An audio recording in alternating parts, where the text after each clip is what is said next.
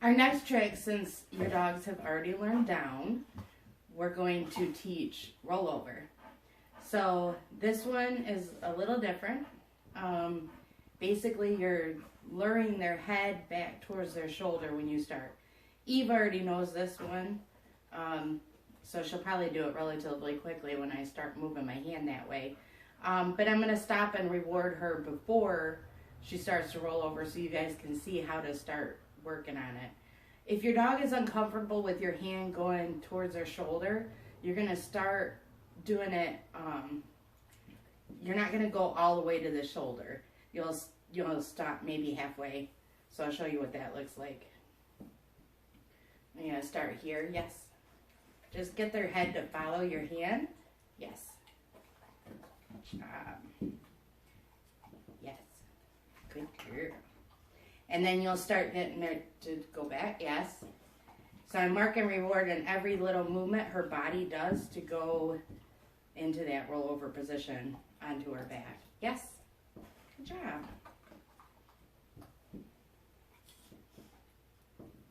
Yes. Yay! Good girl. And I'm going to reward that because she actually did the action that I wanted her to do. But like I said, she already knows it. So your dog's probably not going to roll over within the first few seconds. So we'll reset. I'm going to toss a treat off just to get her to move a little bit. And then down. Yes. So then we'll do it again. So bring your hand. Yes. And this time I might bring it back. Yes. A little further. Yes. Yay! Good job! And again, just like with every trick we're teaching in the beginning, you don't hear me using any words with her, right? The reason for that is because we want to make sure that they're focusing on what we want them to do. And sometimes if you talk to your dog too much, you'll get them either way too excited or just completely confused on what you want them to do because they don't know what rollover is yet. So we need to teach them the behavior first. How do I do this action? And then you start adding in the cue once they're doing the behavior reliably. So, I do down. Yes. Good job. And I always reward for the down because you want to make it a clear difference between this and then the other action that you're going to have them do. Yes. Good job. So that time I lured her all the way over, even though she knows it. Good job, honey. Very good. I'm going to toss one off so she'll come back to me. Down. Yes. Good job. And then basically what's going to happen is we'll have to, yes. Good job. Good girl, Evie Bug. Good job. We'll basically have to get to the point where we're doing slighter hand signals. So because she already knows it, I can do this. Yes. So that time I didn't take my hand all the way over her and down to the ground again.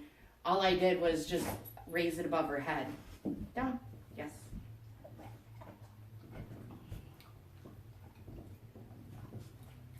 Yes. Good job. Good girl. Down. Yes. Good job. Yes. Good job. Very good girl. Very nice. And then the next thing you do is like I said, you'll start making sure that you're making that movement a little less gradual at a time.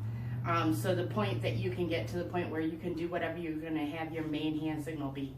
In my case, I do this, and I make it a little more exaggerated because my other one, not for her, but for one of my other dogs, twirl is a very little circle with my hand, with my opposite hand. So, yes, good job. I'll do that a couple more times. And then you want to, it might take your dog a little longer. Yes, good job. Good girl.